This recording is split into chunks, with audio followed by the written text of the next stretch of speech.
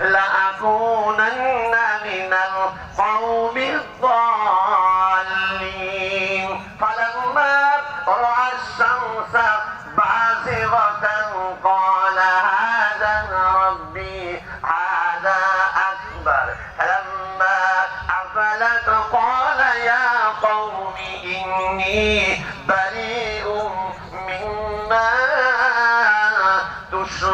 তুশরিকুন।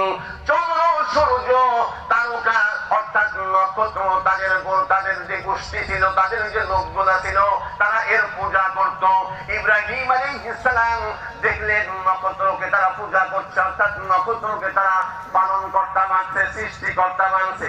ইব্রাহিম আলাইহিস সালামও মনে মনে মেনে নিলেন।